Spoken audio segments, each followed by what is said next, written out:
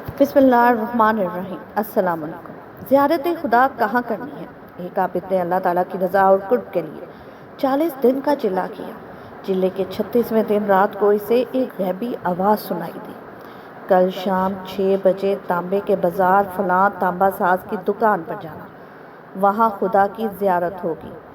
یہ سن کر عابد حیران بھی ہوا اور مشتاق بھی۔ اگلے دن وہ وقت سے پہلے بازار پہنچ گیا اور اس مخصوص دکان کو تلاش کرنے لگا۔ وہ کہتا ہے، میں نے ایک بوڑھی عورت کو دیکھا جس کے ہاتھ میں تانبے کی ایک دیگچی تھی۔ وہ ایک ایک تانبا ساز کے پاس جاتی اور برتن دکھاتی۔ ہر دکاندار برتن کو تول کر کہتا، 4 ریال دوں گا۔ ناظرین، پھر بوڑھی عورت جواب دیتی ہے، میں اسے 6 ریال سے کم میں نہیں بیچ سکتی۔ مگر کوئی بھی 4 ریال سے زیادہ دینے پر تیار نہیں تھا۔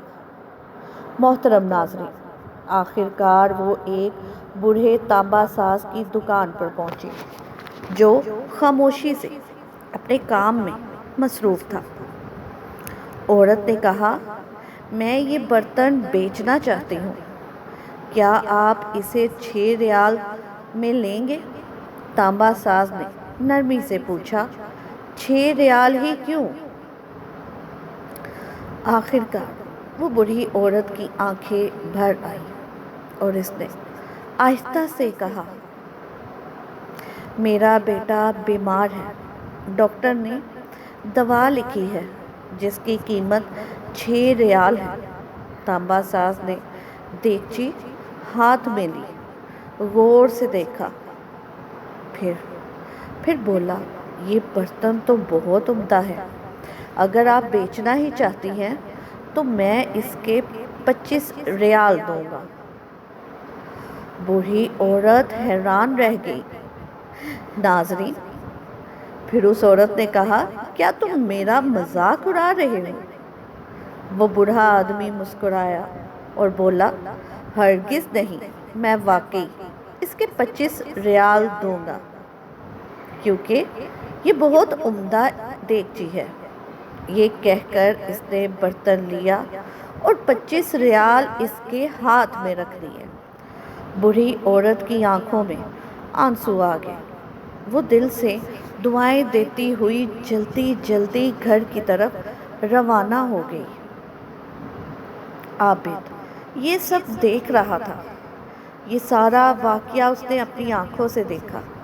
عورت کے جانے کے بعد وہ تانبا ساز کے پاس گیا اور بولا، چچا، لگتا ہے آپ کو تجارت نہیں آتی۔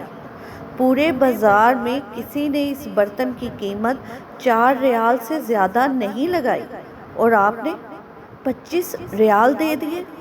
بوڑھا تانبا ساز مسکرایا اور بولا، میں نے برتن ہی نہیں خریدا، میں نے اللہ کی رضا اس کے بیمار بچے کی دعا خریدی ہے اور 1 ہفتے کے اخراجات بھی دیے ہیں تاکہ اسے گھر کا باقی سامان بیچنے کی نوبت نہ آئے۔